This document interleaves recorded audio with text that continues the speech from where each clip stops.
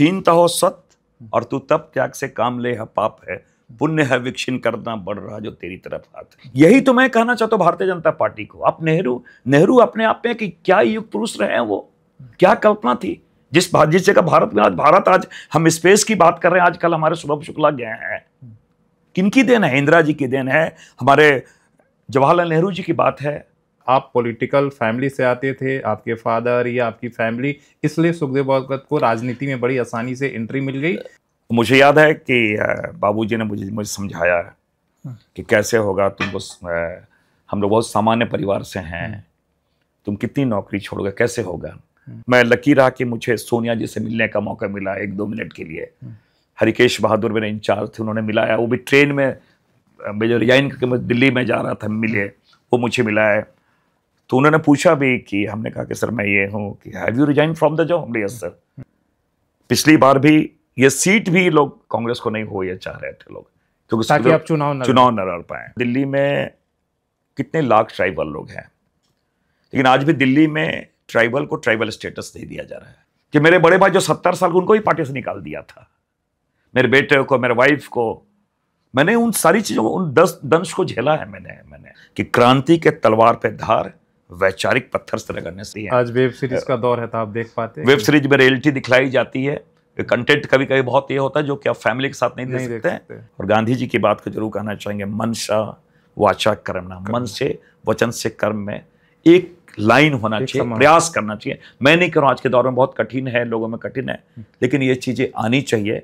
नमस्कार, सोशल संवाद में स्वागत है। आज हमारे साथ खास मेहमान हैं। आज हम रांची में हैं और हमारे साथ इस राज्य के जाने माने जो है सांसद और इसके साथ इनके कई जो है परिचय हैं। आप कह सकते हैं कि पूर्व प्रशासनिक ऑफिसर रहे, एक अच्छे वक्ता हैं और कांग्रेस के पूर्व प्रदेश अध्यक्ष हमारे साथ जो है वर्तमान लोहरदगा से सांसद सुखदेव भगत जी हैं। आज हम उनसे बातचीत करेंगे और तमाम उन चीज़ों को जानेंगे, उनकी आइडियाज़। आपने लोकसभा में संसद के रूप में आपने पहली बार वो 2024 में चुन कर गए हैं और झारखंड के सवालों पर बेबाकी से अपनी राय रखते हुए देखा होगा। उसके अलावा ये तमाम सारे मुद्दे पर, वो राष्ट्रीय मुद्दे हो, झारखंड के मुद्दा हो, आदिवासियत की बात हो, तमाम चीज़ों पर इनको आपने संसद के अंदर बोलते हुए देखा है।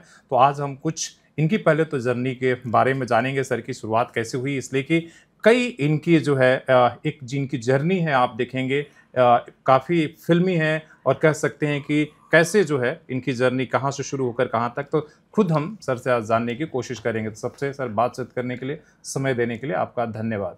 नमस्कार और जोहार सारे लोगों को। सर शुरुआत कहाँ से करें? आपके बारे में पढ़ते हैं कि भाई आप जो है पहले बैंक में नौकरी करते हैं, फिर प्रशासनिक, झारखंड में प्रशासनिक ऑफिसर के रूप में अपनी पहचान बनाते हैं, फिर 2005 में राजनीति में आ जाती। इतना सारा टर्न एंड ट्विस्ट क्यों? क्या प्रशासनिक ऑफिसर या जो है इससे पहले जो नौकरी में थे वो अच्छा नहीं लगा? क्यों आपको राजनीति में आने की जरूरत पड़ी? थोड़ी सी अपनी लाइफ के बारे में बताइए, इसलिए बहुत कम लोग जानते हैं। देखिए, मेरी स्कूलिंग हुई है नेत्रहाट आवासीय विद्यालय से। उसके कुछ संस्कार है और मैं थोड़ा विद्यालय का मैं इसलिए नाम ले रहा हूँ कि मैं एक फुटबॉल का प्लेयर था और स्कूल के टीम में था, फॉरवर्ड से खेलता था।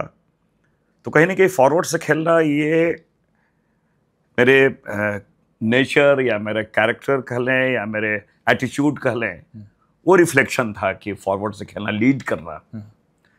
तो पता नहीं चला, लेकिन लगता है कि वो लीड अंदर से ये मन में था।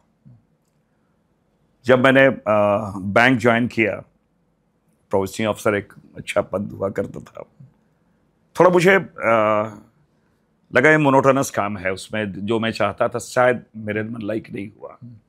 मैंने वो छोड़ा, प्रशासनिक अधिकारी बना। लेकिन एक चीज कह सकते हैं कि प्रशासनिक अधिकारी आप हैं तो पब्लिक सर्वेंट आप हैं।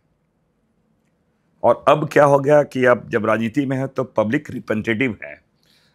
तो यू कैन से कि ग्रेजुअली आई एम इम्प्रूविंग, कि भाई पब्लिक सर्वेंट से पब्लिक रिप्रेजेंटेटिव हो गए। तो इसका इस प्रकार की चीज़ें आई हैं। और मैं, आपने कहा कैसे जर्नी की बातें, तो विशेषकर मैं सोनिया गांधी जी का, राहुल गांधी जी का मैं 2 नाम जरूर लेना चाहूँगा, जिनकी बदौलत मैं यहाँ पे हूँ। उनका स्नेह, उनका विश्वास रहा और मैं इसमें आ गया है। और राजनीति में मैंने कभी सोचा नहीं था राजनीति में आने के। फैक्ट है कि प्रशासनिक सेवा इच्छा थी कि मैं नेतरहाट के बाद दिल्ली यूनिवर्सिटी में था तो प्रशासनिक सेवा माना है। इनकी कुछ चीज़ें वो स्वयं सेप लेते चली गई, जैसे नदी की धारा होती है ना, वो जगह ढूंढती है, कुछ ऐसा हुआ। मेरा सवाल ये था कि जैसे सर आपने अपनी राजनीतिक यात्रा के बाद, तो जब प्रशासनिक ऑफिसर थे उस समय किस तरह का अनुभव रहा, और राजनीति में आने के बाद किस तरीके कैसे चीज़ें बदली, और कौन सा ऐसा पॉइंट रहा कि लगा कि नहीं प्रशासनिक ऑफिसर से नहीं बल्कि हमें एक राजनीतिक के रूप में, एक जनप्रतिनिधि के रूप में चुनाव लड़ना चाहिए? देखिए, मैं जब दिल्ली यूनिवर्सिटी में पढ़ता था, मैं एक चीज़ बताना चाहूँगा कि इस पूरे क्षेत्र के, और आज भी मेरे लिए आज भी वो प्रेरणा स्रोत रहे हैं, कार्तिक उरांव जी जो केंद्र में मंत्री थे। 8 दिसंबर 1981 में उनकी मृत्यु हो जाती है। 5 तुगलक रोड उनका आवास रेसिडेंस हुआ करता था, बाद में जो सचिन तेंदुलकर को अलॉट हुआ था। काफ़ी पॉस एरिया हुआ, दिल्ली की मैं बात कर रहा हूँ। उनकी जब डेथ हुई थी, मैं क्योंकि भाई छोटा था, मैं यहाँ से नेतरहाट से मैं निकला, वहाँ जब गया था, मैंने इस डेथ में इस प्रकार की चीज़ें मैंने देखी नहीं थी कि राजीव गांधी जी स्वयं आए थे, इतने मिनिस्टर्स, कर्पूरी ठाकुर जी की, कुमुद जैसे ऐसे जितने मिनिस्टर्स वगैरह, जितने लोगों का, राष्ट्रपति जी का वो फ्लोरल और ट्रिब्यूट, ऐसे इस तरह की चीज़ें, मुझे लगा कि ये समाज में काम करने का रिवॉर्ड है या मृत्यु के बाद भी इतना जो इज्जत है। तो थोड़ा स्ट्राइक किया था, बाल मन में कह सकते हैं कि राजनीति एक चीज़ है, बड़ी चीज़ है, उसमें एक कर ले सर्विस कर ले या इस तरह इस लाइन पे आने के, लेकिन फिर आई गई हो गई। फिर मैं व्यस्त हो गया अपना एमए और ये सब में, फिर आगे पीओ बनने के बाद चीज़ें आई। लेकिन जब मैं क्षेत्र में था तो लोगों को देखता था, कुछ चीज़ों को सोसाइटी में उनको एक दो कह सकते हैं, या तो एक्सेप्टेंस या उनकी इज्जत या उनका जो कार्य करने की शैली या लोगों को, तो मुझे लगा कि इस पे आप बेहतर काम कर सकते हैं। क्योंकि आप अगर डिप्टी कलेक्टर थे तो जो चीज़ें आती थी उसको हम इम्प्लीमेंट करते थे, पॉलिसी मेकर नहीं थे। पॉलिसी को हम इम्प्लीमेंट करते थे। मुझे लगा कि मैं जब पीओ के बाद इसमें आया तो पीओ मोनोटोनस था, इसमें भी बहुत सारी सीमाएं हैं जो कि मैं बहुत शायद नहीं कर पाया। चीज़ें आई और फिर मैं बहुत सारे सोशल चीज़ें थी उसमें। मैं प्रशासनिक ऑफिसर कब बने सर? मैं 96 में बना था। 96 में? लेकिन बाद में कुछ उसमें कंट्रोवर्सी स्टाल हुआ, बहुत बाद में ज्वाइन किया। उसमें 2-3 साल लग गए क्लियरेंस वगैरह में, कोर्ट वोट का कुछ चक्कर हो गया तो पूरे बैच में। तो फिर मैंने करीब तकरीबन 4 ही साल। उस समय का आपका अनुभव कैसा रहा उस समय? इसलिए कि वो नक्सलिज्म पीक पे था उस समय, आप कह सकते हैं। और एक चीज़ है कि इतना प्रशासनिक क्षेत्र में इतना अवमूल्यन नहीं हुआ था जो आज चीज़ें हैं। मैं बहुत स्पष्टता से इस बात को कह रहा हूँ। एक लोगों में सेंस ऑफ रिस्पॉन्सिबिलिटी आज की तुलना में ज़्यादा था, और ये भी मैं कहता हूँ करप्शन लेवल भी कम था, इस लेवल पे नहीं था। एक मान के चले कि आज तो लोग ज्वाइन किए और उस होते पैसे कैसे आए, हमारे टाइम में ऐसा नहीं था। ट्रांसफर पोस्टिंग सब, क्योंकि हमें याद है कि बहुत बार ऐसे भी नौबत आई कि किसी के बारे आरोप लगते थे कि इंदिरा आवास जिसमें पैसे अगर किसी ने पैसे लिए तो लोग, अगर मान लीजिए मीटिंग होती थी तो उसको किनारे लोग करता था, यार वो तो इंदिरा आवास से पैसा लेता, मतलब उसको एक बड़े कहा जाए कि अलग नजरिए से लोग देखते थे। इस प्रकार की चीजें थी। सामाजिक रूप से जो करप्ट अफसर था उसकी मान्यता नहीं थी, लोग अंगुली उस पर उठती थी। आज वो स्थिति नहीं है। आज सामाजिक रूप से करप्ट अफसर को भी एक मान्यता मिल गई है। बल्कि तो मैं ये कहूँगा कि उन्हें लोग ज़्यादा, क्योंकि लेवियसली वो खर्च करता, लोग उससे ज़्यादा, लोग उनका ज़्यादा कोई भी, हाँ, चाहे सामाजिक संगठन के लोग हैं तो उनके पास चंदा दे रहा, वो करा, तो इस चीज़ें हैं। तो ये एक समाज का अवमूल्यन का है जो सब जगह रिफ्लेक्ट हो रही। केवल प्रशासनिक पदाधिकारियों की बात मैं नहीं कर रहा हूँ, हर जगह पे चीजें आ गई है। इस समाज का अवमूल्यन है और चीजें बहुत तेजी से बदली हैं। 2005 में सर जब आप राजनीति ज्वाइन करते हैं, इसके बाद आप कुछ समय के बाद विधायक बनते हैं, इसके बाद जो है कांग्रेस के प्रदेश अध्यक्ष रहते हैं, और फिर सांसद के 2019 में आप चुनाव लड़ते हैं, पूरी यात्रा, और जो है फिर बीच में आप बीजेपी जाते हैं, उस पर हम बाद में बात करेंगे। लेकिन उससे पहले मैं जानना चाहता हूँ कि बहुत लोग नहीं जानते थे, या भाई आपकी जो बैकग्राउंड है, क्या आप पॉलिटिकल फैमिली से आते थे, आपके फादर या आपकी फैमिली, इसलिए सुखदेव भगत को राजनीति में बड़ी आसानी से एंट्री मिल गई, या किस तरीके से नहीं, मिला, वो थोड़ा सा बताइए। मैं बहुत सिंपल मिडिल क्लास फैमिली का, और हमारे सारे लोग नौकरी पेशा में थे। फादर मेरे हिंडाल्को में थे, जो समान परिवार होता है, जो नौकरी करना है, पढ़ना है। और ये मैं बताऊं कि जब थोड़ी बहुत सुगबुगाहट हुई तो मेरे बाबूजी, पिताजी जो हैं एकदम पक्ष में नहीं थे। कोई भी नहीं चाहेगा कि इतनी अच्छी और नौकरी छोड़कर जाए। वो क्योंकि मैं काफ़ी नौकरी छोड़ चुका था, वो जो समाज के बड़े लोग अलग अलग जिनका एक महत्व था, चाहे राजनीतिक व्यक्ति हों, सामाजिक व्यक्ति हों, उनके जो बॉस थे वो आके हमें समझाया करते थे, कहाँ क्या कर रहे हो तुम, कैसे कर रहे हो। मुझे याद है कि बाबूजी ने मुझे समझाया कि कैसे होगा, तुमको हम लोग बहुत सामान्य परिवार से हैं, तुम कितनी नौकरी छोड़ोगे, कैसे होगा। तो मैंने बहुत कैजुअली उन्हें कहा, उनको ताकि कंसोल करने के लिए, बाबूजी हो जाएगा। तो मुझे याद है बाबूजी ने कहा आइंस्टीन हो, उनके शब्द थे। तो मैं लगा कि मैंने उनसे कुछ ये नहीं किया, लेकिन बाबूजी एक जो गार्जियन या किसी भी के फादर के जो सोच होता है वो 100% सही थे। तो चिंतित थे हमारे लिए, संरक्षण चाहते थे। और वो हर आदमी एक निश्चिंता थे, लगा लगाई नौकरी है।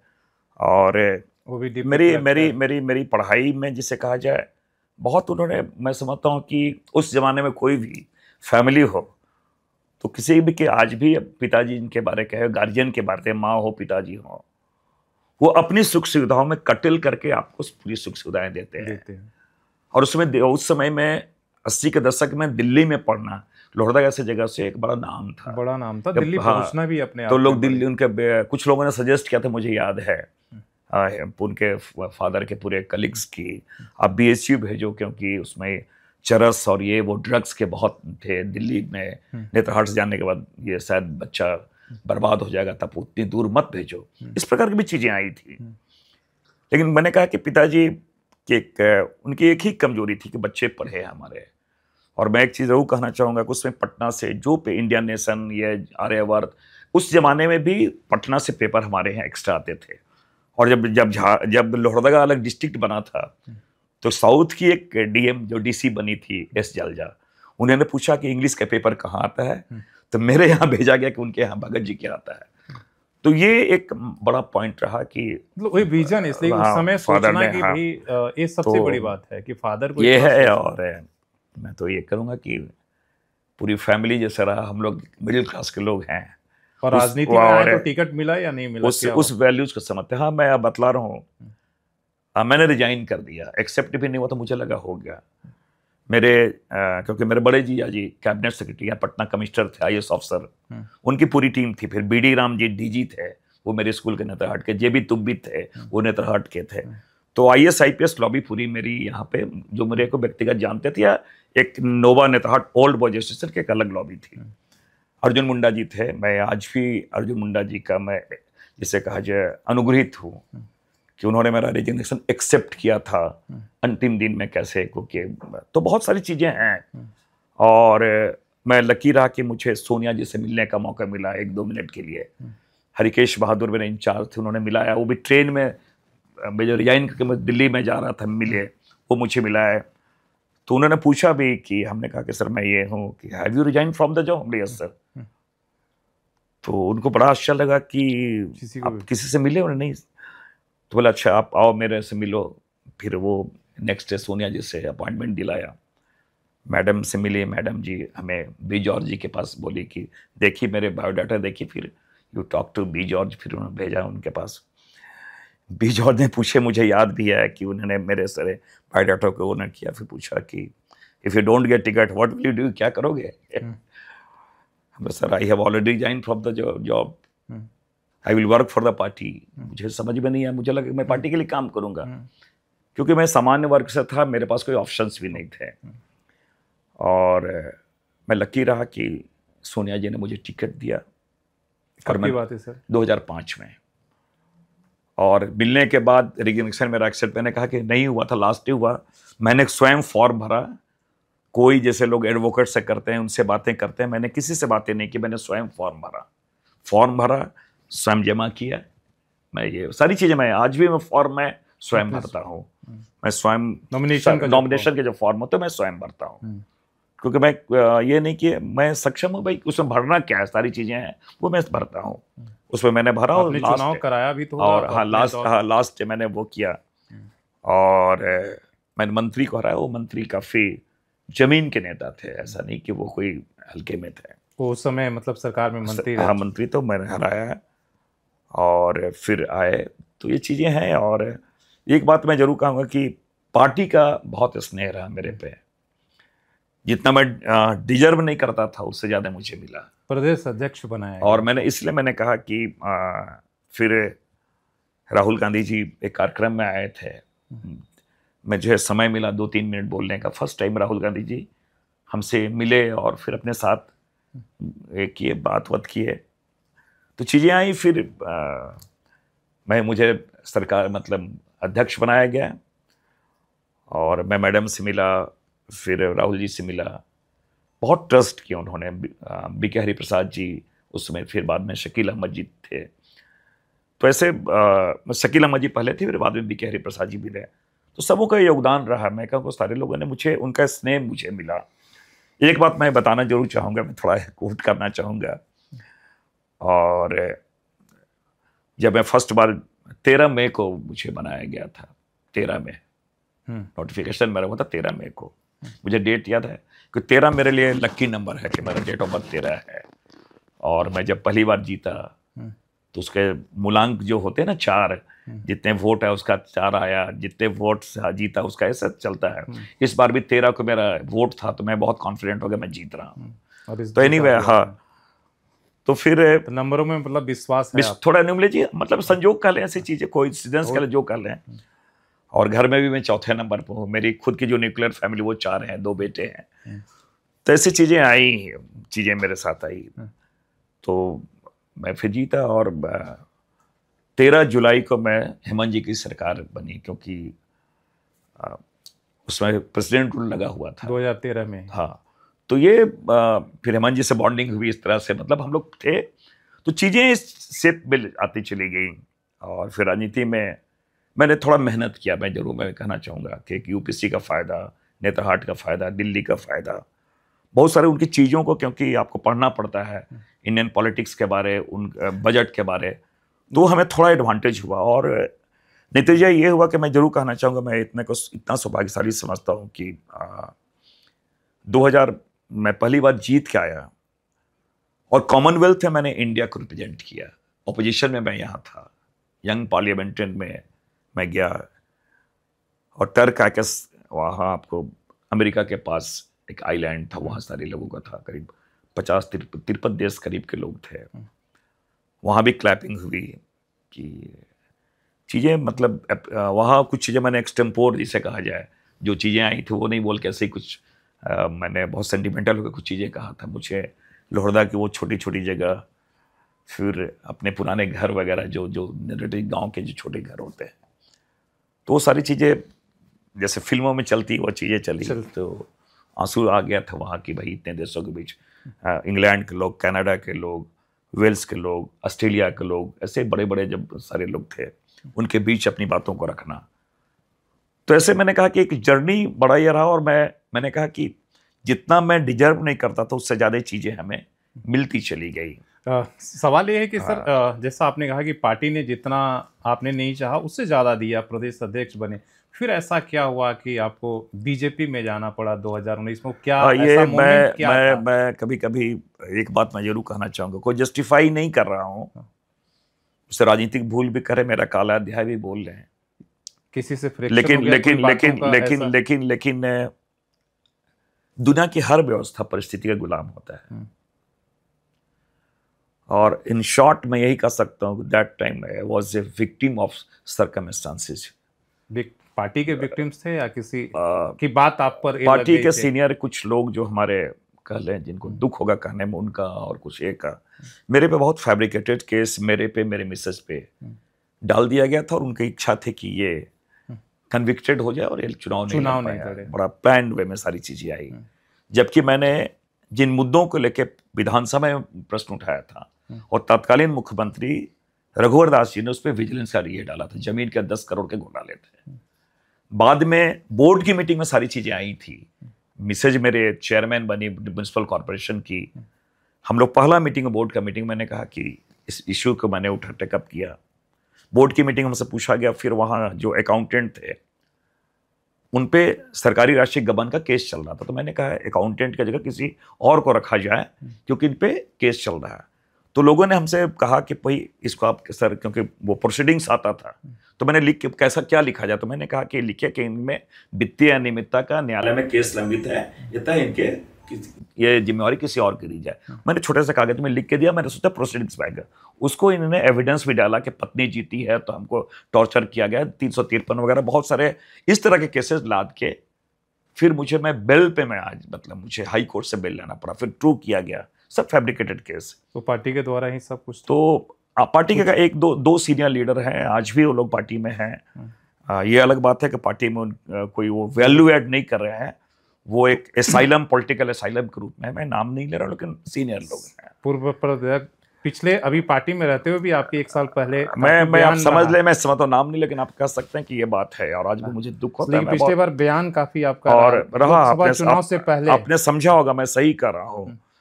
और एक बात मैं बहुत स्पष्टता से कहना चाहूंगा, मैं नाम भी ले रहा हूं, पिछली बार भी ये सीट भी लोग कांग्रेस को नहीं हो ये चाह रहे थे लोग, क्योंकि ताकि आप चुनाव न लड़ पाए।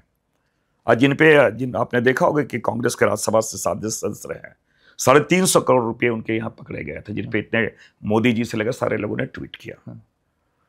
वो हमेशा विपक्ष के लोगों को पैसे भी देते रहे कि सुखदेव गौतम हारे हैं। और मुझे लगता है कि क्योंकि मैं एक आदिवासी फैमिली से मैं आता हूं, ट्राइबल को कितनी संघर्ष करना पड़ता है उस सोसाइटी को, कैसे फ्यूडल लोग उसको घेर कर रखते हैं फाइनेंशियली, सारी चीजों को, वो मैंने उस संघर्ष को मैंने देखा है। और लेकिन मैंने कहा कि मेरे तो माटी में ही संघर्ष है, मैंने तो उन चीजों को देखा। 2019 में आप बहुत कम वोटों तो मैंने कहा कि सारी चीजें कैसे फैब्रिकेटेड हुए से, मैंने कहा कि अगर केस ट्रू हुआ तो उनका भी हाथ था। और तो और आप सोच सकते हो कि मैंने इसलिए उनका नाम लिया, रामेश्वर जी का भी नाम ले रहा हूं, कि मेरे बड़े भाई जो 70 साल उनको ही पार्टी से निकाल दिया था, मेरे बेटे को, मेरे वाइफ को, मैंने उन सारी चीजों को, उन दंश को झेला है मैंने। लेकिन मैंने छोड़ा, मुझे लगा कि मैं एक सामान्य मिडिल क्लास का आदमी, करता क्या, मेरे बाल बच्चों का क्या होगा, पढ़ते थे बाहर, वाइफ जेल चली जाएगी, मैं जेल चला जाऊंगा। लेकिन शायद अगर राहुल जी उस समय जो डरो मत वाली बात, शायद उसमें मेरे को इतना ही, अगर पहले आई रहती तो शायद मैं इंस्पायर होता। मेरे लिए आज भी राहुल गांधी मेरे लिए आज प्रेरणा स्रोत है। इस व्यक्ति में क्या जीवटता है, क्या संघर्ष करने की क्षमता है, निडर, निर्भीक, कोई आशा नहीं, तो वो चीजें हैं। लेकिन मैंने कहा कि मैं बहुत लकी हूं कि सोनिया जी हो, राहुल गांधी जी हो। गांधी फैमिली का अलग क्वालिटी है, और राजनीति से बहुत ऊपर है। उनको ना इच्छा, ना ईर्षा है, ना द्वेष है, बड़ा हृदय का मालिक है। आपने सोनिया गांधी जी को देखा होगा, जिन्होंने राजीव गांधी की हत्या की, उसको भी उन्होंने माफ किया। ये गांधी फैमिली है। लोग क्या उनके बारे में बात करेंगे। आज राहुल गांधी जो पदयात्रा कर रहे हैं, तो मैंने कहा कि सारे लोगों ने फिर मुझे उसी ढंग से स्वीकार किया। ये मेरे लिए, मैं आज भी उनका ऋणी हूं, पूरे कांग्रेस परिवार का। सवाल है कि सर 2019 में आप कम वोटों से हारे थे, क्या उसके पीछे भी सारे लोग षड्यंत्र था? पिछले बार ने, इस बार भी इन लोगों ने पूरी ताकत लगाई थी मुझे हराने के लिए। ये बता दें कि पिछली बार भी, मैं 19 की बात करता रहा हूं, 2019 ये मेरे 5 असेंबली सेगमेंट हैं, लोहरदगा है, गुमला है, बिशुनपुर है, मांडर है, सिसई है। कहीं लोग थे क्या? पिछली बार भी नहीं थे, इस बार भी नहीं थे। और तो और अपने जो ऑफिस बियरर थे पार्टी के, उनको भी मना कर रखा था। वो भी पूरे इलेक्शन में कहीं शक्ल नहीं दिखलाया। कार्यकर्ता मेरे साथ थे, लोग मेरे साथ थे, पार्टी मेरे साथ थी, दिल्ली जिन्होंने स्नेह दिया है। और मैं एक बात मैं बताना चाहूंगा कि मैं जीत के गया तो जयराम रमेश जी ने मुझे गले से लगाया। मैंने जब उनका चरण स्पर्श किए, उन्होंने कहा सुखदेव योर हेयर, लोगों ने तो बड़ा गलत रिपोर्ट दिया था तुम्हारे बारे में। मैंने वो दिमाग में था कि ये 3rd पोजीशन में जा रहा है, और मैंने आज़ादी के बाद रिकॉर्ड तो मैं 1.5 लाख वोट से जीता। ये लोगों का प्यार, लोगों का स्नेह, ये रहा। संघर्ष करो। मैं आज एक चीज़ मैं जरूर कहना चाहूँगा कि शॉर्टकट नहीं है। और आपका सबका सबसे बड़ा स्ट्रेंथ जो होता है वो फैमिली होता है। आपके वेलविशर जो हैं, पहले जो है वो आपकी फैमिली है, मॉरली आपका बहुत सपोर्ट करेगी आपको, वो बड़ा फैक्टर होता है। सर, जब पार्टी के में कुछ ही समय के बाद जब वापसी हुई तो उसमें किसने अहम भूमिका निभाई? क्या केंद्रीय नेतृत्व ने या झारखंड के जो आपके पार्टी के अंदर देखिए, निश्चित रूप से केंद्रीय नेतृत्व तो है ही, वो तो सबसे बड़ी बात है। और उस समय के हमारे जो प्रदेश का अध्यक्ष थे डॉक्टर अजय भी थे, राजेश ठाकुर जी थे जो अध्यक्ष थे, सारे लोगों ने, क्योंकि सबसे मैंने कभी नेगेटिव राजनीति नहीं की, सबसे बातचीत होती थी। हमने कभी नेगेटिव राजनीति नहीं की।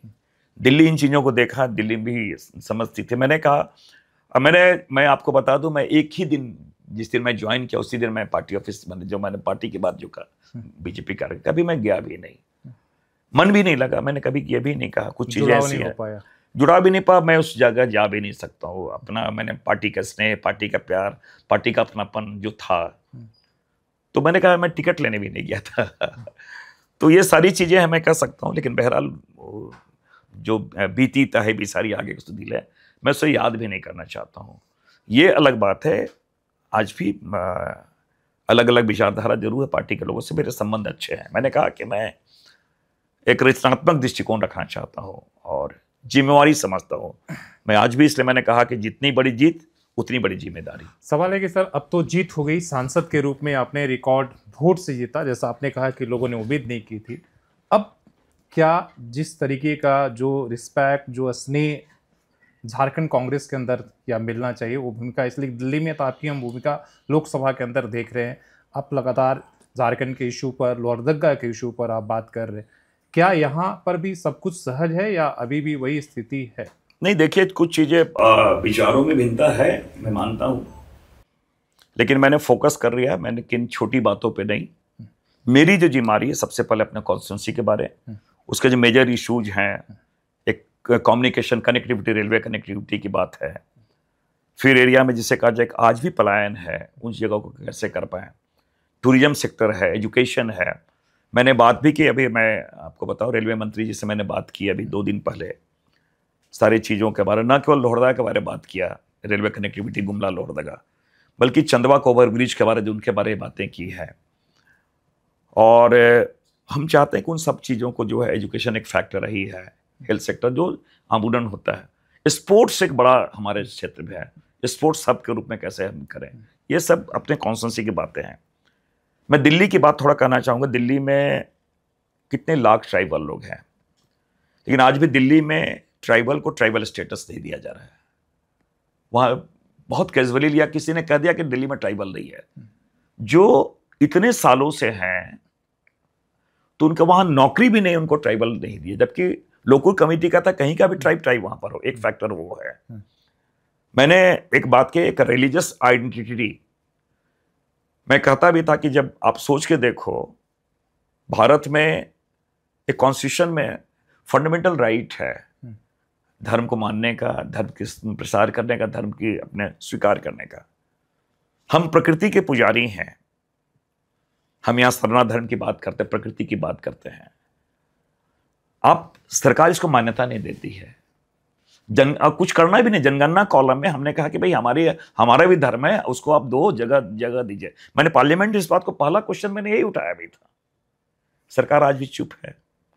ये बड़ा विडंबना सा लगता है ना कि आप पशुओं की गणना करते हैं, जंगल में बाघों की गणना करते हैं, और हम इंसानों की गणना नहीं करते हैं। सरना धर्म को लेकर कहाँ आपको लगता है, इसलिए कि जब सरकारें बदलती है, अभी सरना धर्म को लेकर कांग्रेस ने, जेएमएम ने, सबने प्रदर्शन किया, राज्यपाल भवन का घेराव हुआ।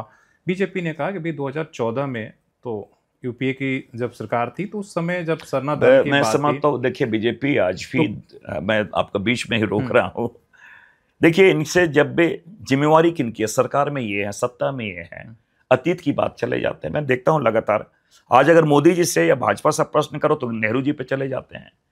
आप अपनी जिम्मेवारी से क्यों भाग रहे हो? पहलगांव घटना की हमने बातें की, पार्लियामेंट में आई तो वो सीधा चले गए, नेहरू के टाइम में ऐसा किया, कश्मीर ये किया। तो ये पलायनवादी दृष्टिकोण और एक नेहरू फोबिया से आज भी ये ग्रसित है। यहां भी सेम चीज है। भाई आपके आपकी आपकी सरकार है, आपको भेजना है, आप क्यों नहीं कर रहे हो? और इसके लिए कोई अलग से कोई बजट का प्रावधान भी नहीं चाहिए, कोई नीतियों में कुछ परिवर्तन नहीं लाना है, कोई कॉन्स्टिट्यूशन में अमेंडमेंट की आवश्यकता नहीं है। आप जो सेंसस करते हो, जैसे हिंदू, मुस्लिम, सिख, ईसाई ऐसे कर रहे हो, तो आप वो दे दो ना। करना क्या है इसका मतलब? क्या ट्राइबल्स जो हमारे इतने लोग हैं, 7.5-8% ट्राइबल है पूरे इंडिया में, उनकी जो धार्मिक पहचान है आप वो भी देना नहीं चाहते हो? तो क्या हम जानवरों से ही बदतर हैं? एक ही प्रश्न ये होता है। दूसरी बात, आप खुद फंडामेंटल राइट का वायलेशन कर रहे हो, क्योंकि भाई आप धार्मिक स्वतंत्रता दे रहे हो और आप कंपेल करते हो कि भाई इन्हीं चारों में आपको कहीं आपका धर्म होना चाहिए। तो ये बड़ा विरोधाभास लगता है। और ये संवैधानिक अधिकारों का हनन सरकार के द्वारा किया जा रहा है। मेरा छोटा सा इसी में कि सरना धर्म क्यों जरूरी है?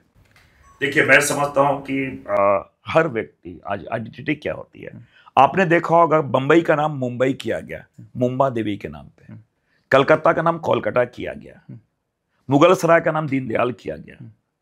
नाम क्यों बदले जाते हैं? उसकी आइडेंटिटी होती है। हम ये कहते हैं कि सबके अपने अपने धार्मिक पहचान है। तो क्या ट्राइबल लोग, जो आदिवासी लोग, जो प्रकृति के पुजारी हैं, यहाँ के मूल निवासी हैं, क्या वो उनकी जो धार्मिक पहचान, धार्मिक आस्था, धार्मिक परंपरा, उनको पहचान मिलना चाहिए। हम पहचान की बात कर रहे हैं, क्यों नहीं आप देना चाहते हो? जैसे आप हिंदू लिखते हो, हमारे भी अपने पहचान है भाई, हम भी प्रकृति के पुजारी हैं। तो इसमें कोई, मैं समझता हूं कि सरकार इसको संवेदनशील होकर चीजें देनी चाहिए, और हम तो इसके लिए लगातार संघर्ष करेंगे। फिर अभी अब सेशन शुरू होगा, मैं वेट कर रहा हूं। मैंने सरकार को बातें आई हैं, सरकार का ये होगा, फिर मैं जो तरीके होते हैं प्रजातांत्रिक तरीके, संसद के बाहर, संसद के अंदर, मैं इसको करूंगा। मैं इसको, मेरा सवाल है सर, झारखंड को आप किस तरीके से, इसलिए कि 3 स्टेट उस समय अलग हुए, छत्तीसगढ़, उत्तराखंड, झारखंड, हम उन 2 स्टेट को देख रहे हैं, काफ़ी कुछ हमसे वो आगे हो गए, हमारे पास सब कुछ होने के बाद भी हम क्यों उलझे हुए हैं, क्यों पीछे हैं? आप किस तरीके से देखते हैं, कहाँ काम करने की जरूरत है? मैं ब्लेम गेम में विश्वास नहीं करता हूँ।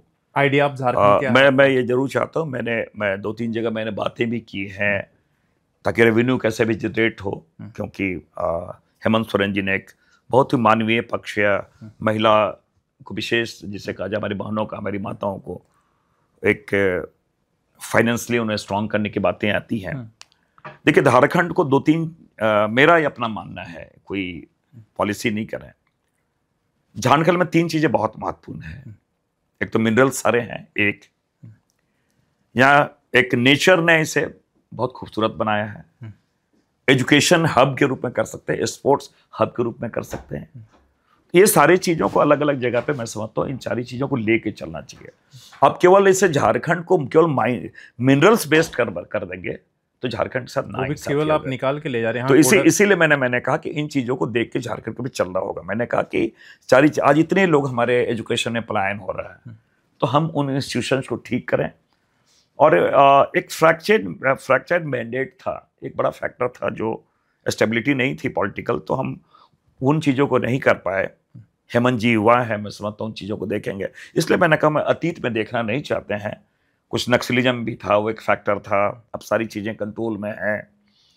फिर अब हम फुल फ्लेजेड हमें मेजॉरिटी मिली है, तो इन सारी चीज़ों को देखते हुए हमें आगे बढ़े। इसलिए मैंने कहा कि एक पर्यटन को आप ले लो, माइनिंग जरूर करो, लेकिन माइनिंग के साथ साथ हम आज भी डिस्प्लेसमेंट के विरुद्ध में हम चाहते हैं कि बड़े उद्योग नहीं, बड़े डैम नहीं, एंसिलरी इंडस्ट्री हो, वैल्यू ऐड करके हम क्या छोटे छोटे ये कर पाएं ताकि हमारे लोग क्या मिले। एक दूसरी बात, ये बात सही है कि झारखंड कोई एडमिनिस्ट्रेटिव कारण से नहीं बना, इस बात को समझना पड़ेगा।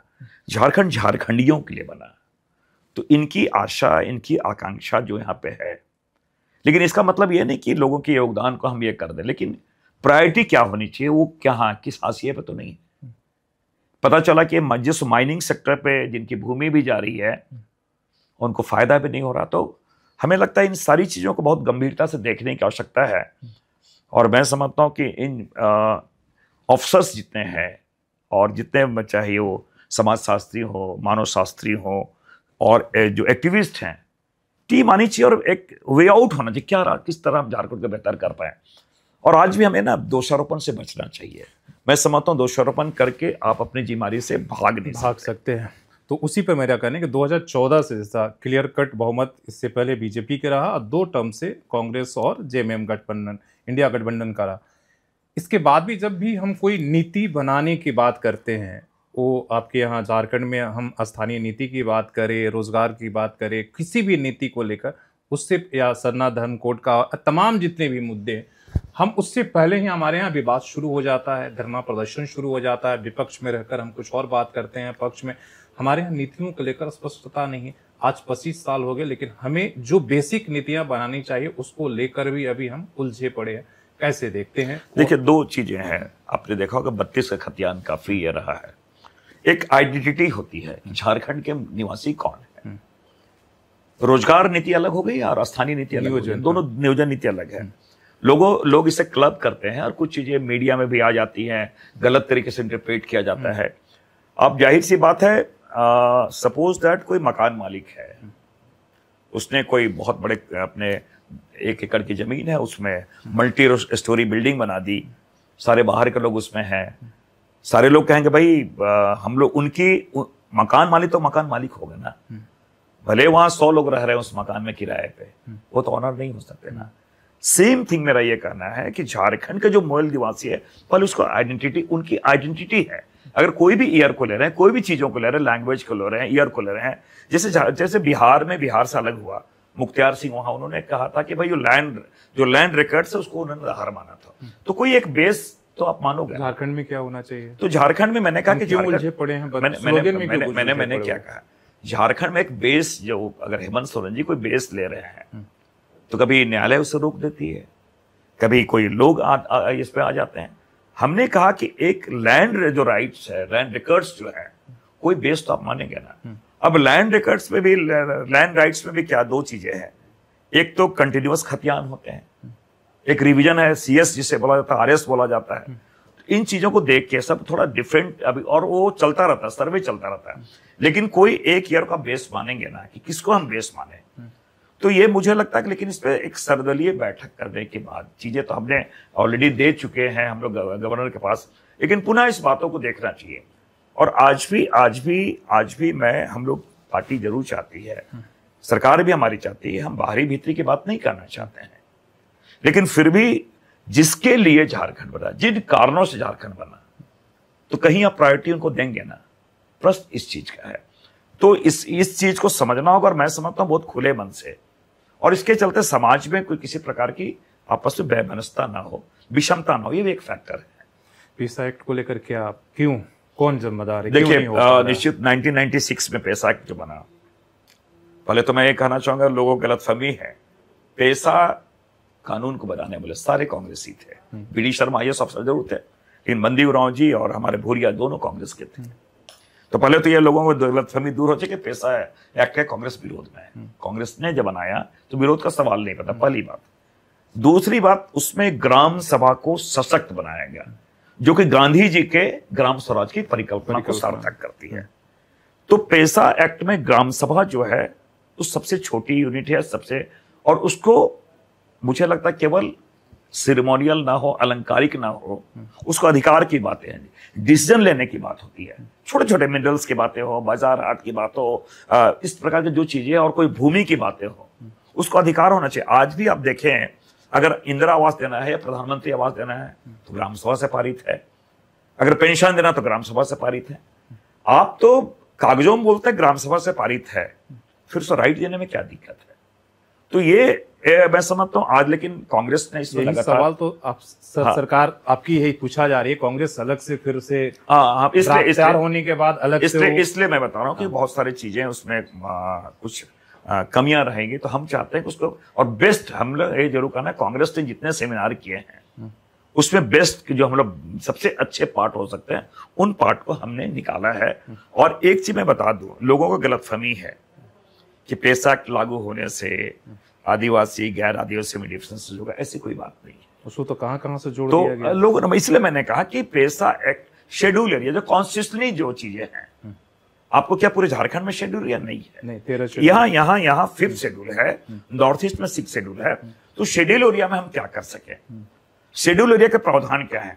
अगर हम संविधान को मानते हैं, संविधान के प्रावधानों को मानते हैं, इन चीजों को देखना तो होगा ना। पेशा एक्ट को लेकर पूर्व मुख्यमंत्री रघुवर दास ने कहा कि भाई ये वर्तमान सरकार इसलिए लागू नहीं कर रहा है कि कुछ दूसरे धर्मों के दबाव में, खासकर उनका टारगेट था धर्मांतरण के तरफ, ईसाई के तरफ, कि भाई देखिए दबाव में जो है मैं समझता हूँ देखिए, तो ये पूरी बहस सरना बनाम ईसाई धर्मांतरण उधर चली गई। ये नैरेटिव सेट किया जाता है।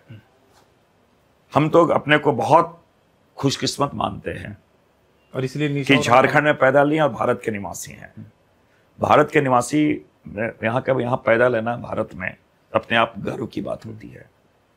मैं इसलिए इस बात को कह रहा हूं कि भारत ऐसा एक सहनशील देश है, बुद्ध का देश है, गांधी का देश है, अहिंसा परम धर्म की यहाँ बात करते हैं।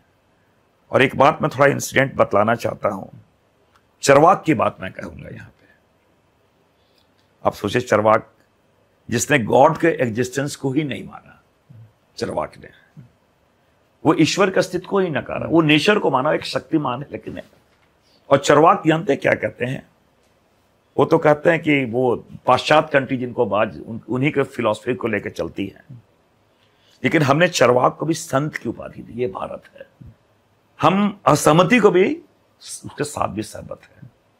वो तो छोड़ दीजिए, 6वीं शताब्दी पुराने की बात, में हाल की बातें मैं करूंगा, 14वीं शताब्दी की मैं बात करूंगा, जो सामाजिक रूप से वर्ण व्यवस्था के तहत या जिनको आप कथित रूप से काफी कमजोर या जिसको हम अछूत मान के चलते थे,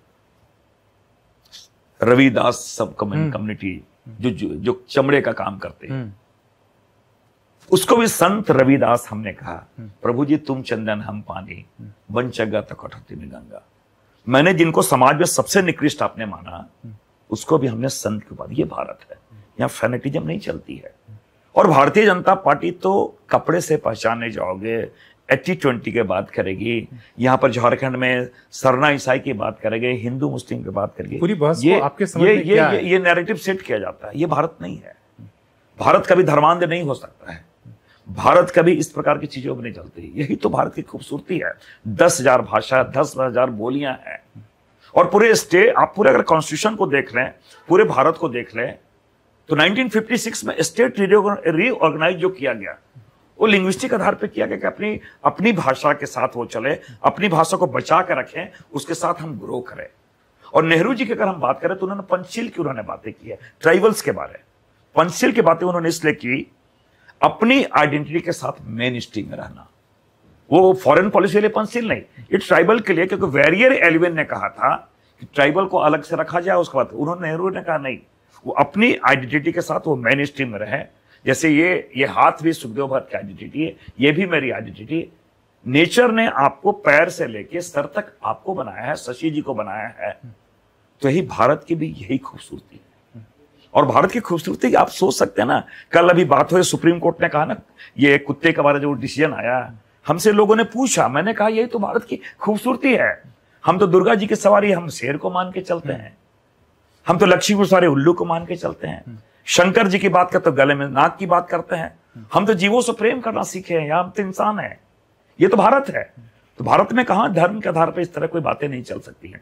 जो इस बात को लाके करना चाहते हैं वो राजनीतिक रूप से संकीर्ण विचारधारा के लोग हैं, या राजनीतिक रूप से दिवालियापन है, वो धार्मिक बातें करते हैं। वसुदेव कुटुंबकम की बात करने वाला ये देश है। मेरा सवाल है कि क्या झारखंड में धर्मांतरण के जरूर है, आदिवासियों के धर्मांतरण हो रहे हैं? आपके उस पर क्या राय? ये मैं समझता हूं, बता दें, इतने ब्लॉक हमारे हैं, इतने थाने हैं, कहां पे इस तरह के केसेस आए? ये लाने की आवश्यकता क्यों आन पड़ी भैया? ये कहां से आने की बात है? ये आप एक घर में रहते हैं, एक भाई को पता चला कि खीर अच्छा लगता है, एक भाई को दूध अच्छा लगता है, एक भाई को कोई हमें लगता है कोई और मीठा अच्छा लगता है, खाने में किसी को चावल अच्छा लगता है। एक ही घर में एक ही माँ हमारी है, लेकिन अलग अलग टेस्ट होते हैं। तो आपके टेस्ट क्या होते हैं, आपकी आस्था क्या हो सकती है, इसमें लड़ाई क्या? कहाँ? बांग्लादेशी घुसपैठिए पर अगर मैं तो मुझे बहुत आश्चर्य होता है, लगातार मोदी जी कह रहे हैं बांग्लादेश घुसपैठी के बारे, तो बिहार को गाली दे रहे हैं, बिहारियों को। और 56 इंच के सीना की बात करने वाले मोदी जी, सरकार आपकी है, गृह मंत्री आप हैं, प्रधानमंत्री आप हैं, सरकार आपकी है। तो बांग्लादेशी अगर आ रहे हैं, म्यांमार के लोग आ रहे हैं, भूटान के लोग आ रहे हैं, तो कमजोरी किसकी है? तो आप स्वयं कह रहे हो कि हम सरकार चलाने में सक्षम नहीं है, हम बॉर्डर में सिक्योरिटी देने के लिए सक्षम नहीं है, तो ये तो बड़ा विरोधाभास लगता है। बंगाल और झारखंड दोनों ये निशाने पर सबसे ज्यादा बात जब भी बांग्लादेशी को होती है तो भाई उन्होंने ट्राई कर रखा पिछले इलेक्शन में, हेमंत बिश्वा शर्मा जी, शिवराज चौहान जी ने ये एक नैरेटिव सेट करने का प्रयास किया। हेमंत जी के मैं समझता हूं हेमंत बिश्वा शर्मा जी को मैं समझता है, उधर पूरे प्रधानमंत्री सारे लोग आए, हेमंत सोरेन जी के नेतृत्व में, कल्पना सोरेन जी के, तो हमारे कांग्रेस सारे जो गठबंधन के सारे लोगों ने, मैं समझता हूँ जनता ने जवाब दे दिया है लोकतंत्र में, और लोकतंत्र में जो जवाब दिए हैं मैं समझता हूँ यही उनका जवाब है। क्षेत्र की तरफ लौटते हैं, लोहरदग्गा के, इसके लिए पहली बार आप जब संसद बनकर गए, क्या कुछ सपना है वहां के करने के लिए? हमने देखा कई बार आप संसद में रेल, कई इलाकों में जहां से रेल कनेक्टिविटी, उसको लेकर आपका काफी जोर रहा है, क्या कुछ सुखदेव भगत का सपना है?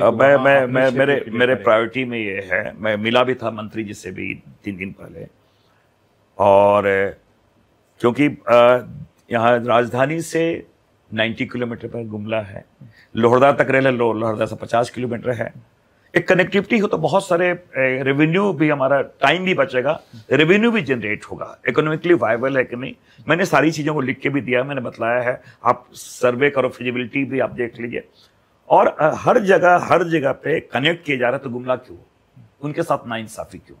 और कोई ज्यादा आवश्यकता नहीं, 50 किलोमीटर 60 किलोमीटर की बात है, लोहरदगा से कनेक्ट करके वाहनों में आप ले जा सकते हो, अगर आप कोरबा नहीं जाए तो। ये एक इश्यू है।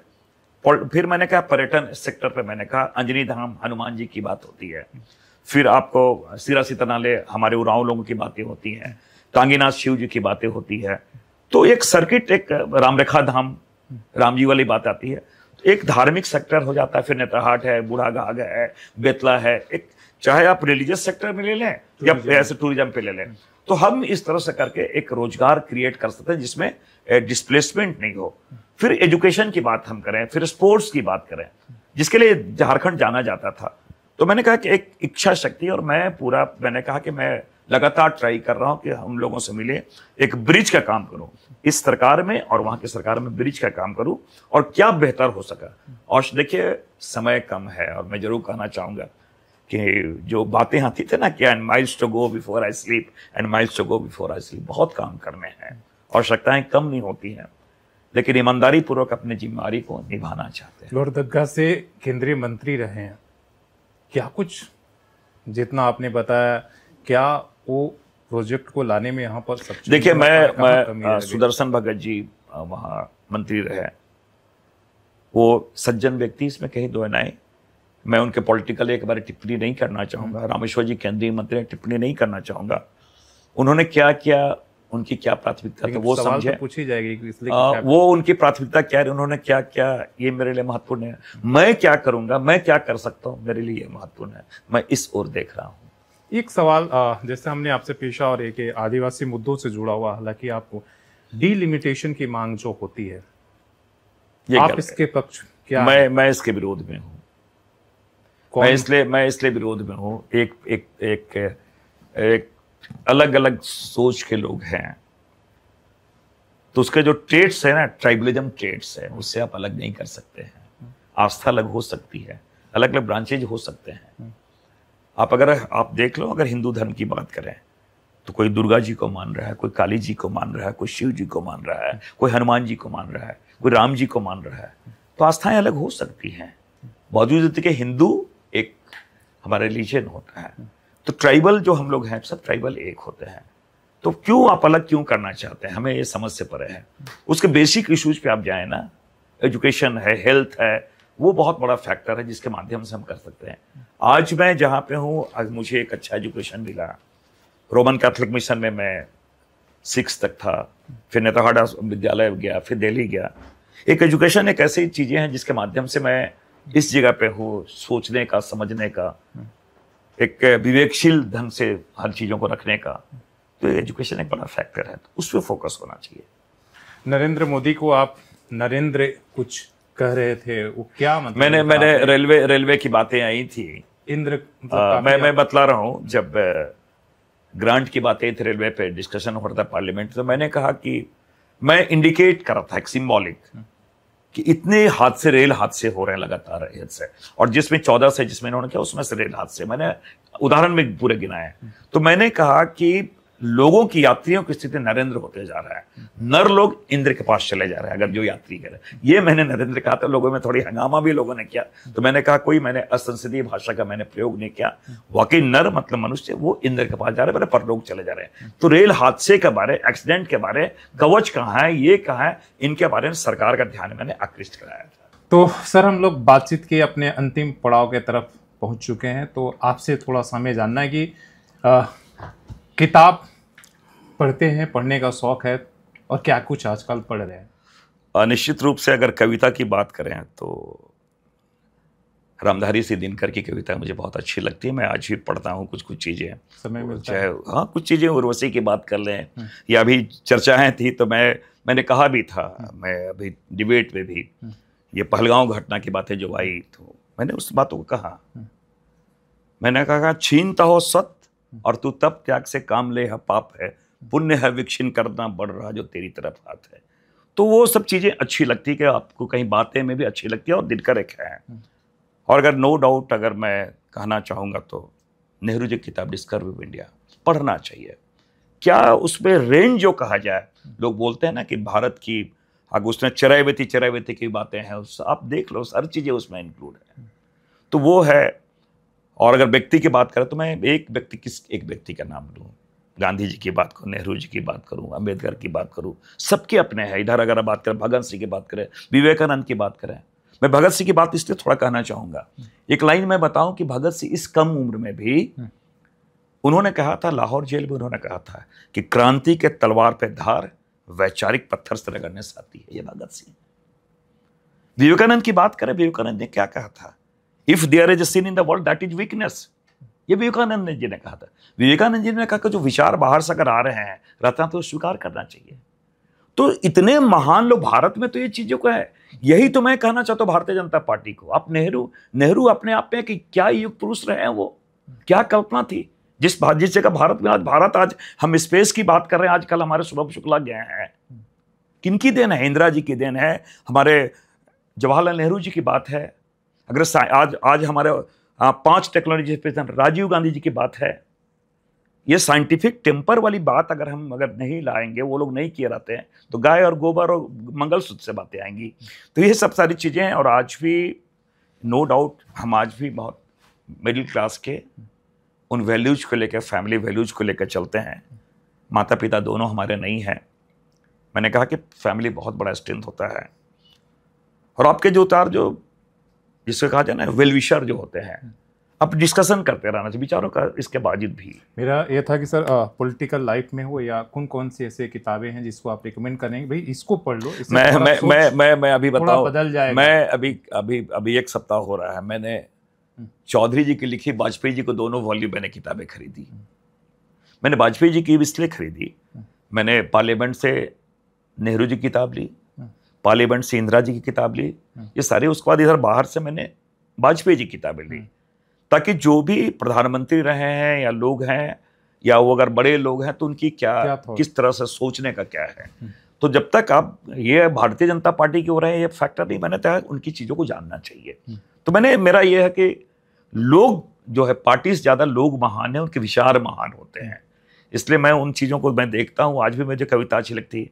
प्रेमचंद तो अपने आप के, उनकी बात ही छोड़ दिए, मानवीय भावनाओं का मैं समझते इतना अच्छा आकलन कर नहीं सकते। उनकी किताबों को पढ़ना चाहिए। आज भी मैं चाहता हूँ कि एक चर्चाएं आनी चाहिए लोग को, भारत के जितने भी चीज़ें हैं ना, उनको लोग पढ़ना चाहिए। और व्हाट्सएप पे नहीं जाके टेक्स्ट बुक पे ज़्यादा पढ़ना चाहिए, वो बहुत महत्वपूर्ण है। मेरा एक और भी है कि क्या फिल्म देखना या संगीत सुनना, ये आपके पास वक्त होता है? मेरा हाँ, निश्चित रूप से फिल्म देखना अच्छा लगता है, और मेरा रेंज बड़ा व्यापक है। मुझे आप नाना पाटेकर बोल दे, मनोज बाजपेयी बोल दे, इस तरह से जो भी नए नए आर्टिस्ट बोल दे, नवाजुद्दीन सिद्दीकी बोल दे, या फिर आप अमिताभ बच्चन, आबिर खान से लेकर सारे लोग के सारे, बहुत लोग सबके फिल्में अच्छी लगती हैं। आज वेब सीरीज का दौर है, तो आप देख पाते हैं? वेब सीरीज में रियलिटी दिखलाई जाती है। कंटेंट कभी कभी बहुत ये होता है जो कि आप फैमिली के साथ नहीं देख सकते हैं। लेकिन बावजूद इसके मैं कहना चाहूँगा रेंज, और फिल्म इसलिए अच्छी लगती है कि उसमें सत्य की विजय होती है, इसलिए हमें अच्छी लगती है।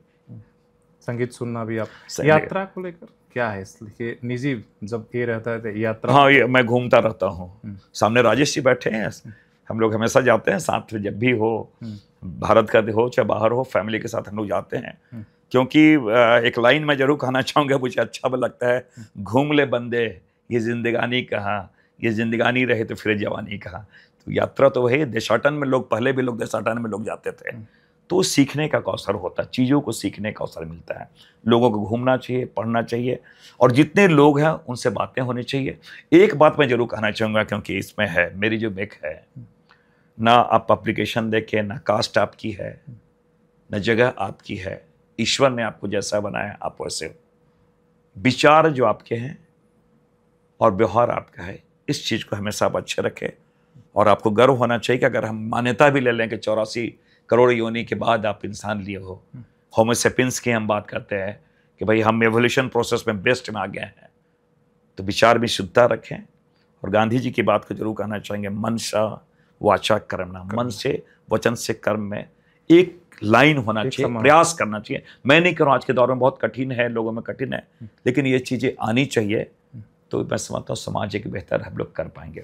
चलिए, बहुत बहुत धन्यवाद। और जैसे सर ने कहा कि भाई ये तमाम सारी व्यवस्थाएं तो रहती हैं, लेकिन कई बार यात्राएं जो है कई किताबों के बराबर आपको सिखा देती हैं। इसलिए किताबें पढ़िए, यात्रा करते रहिए, संगीत, गीत, फिल्म, सब कुछ जीवन का सब रंग है। इसलिए कि जो काम मिला है उसे तो करना है। कोई पॉलिटिक्स, कोई जनप्रतिनिधि के रूप में, कोई जो है अलग अलग काम कर रहा है, जैसे हम बातचीत करने के आप तक पहुंचाने का जो जरिया है वो काम निभा रहे हैं। तो हर किसी को यहाँ पर कोई ना कोई काम मिला है, लेकिन इसके साथ बाकी जो चीज़ें हैं उन चीज़ों को भी ध्यान देना चाहिए।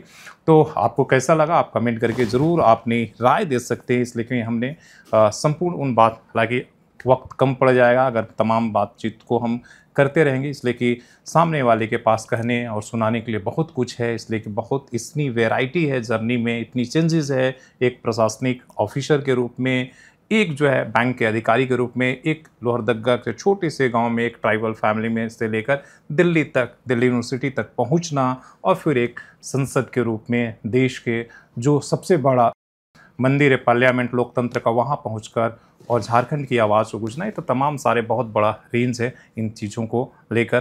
तो इसलिए कहने और सुनने के लिए बहुत कुछ है। तो आप अपनी राय ज़रूर दीजिएगा। अपने तमाम सहयोगी जो हमारे कैमरे के पीछे हैं, मनीष पांडे, वरुण और श्रवण राव, तमाम जितने साथी हैं, सबके साथ आप सभी का धन्यवाद।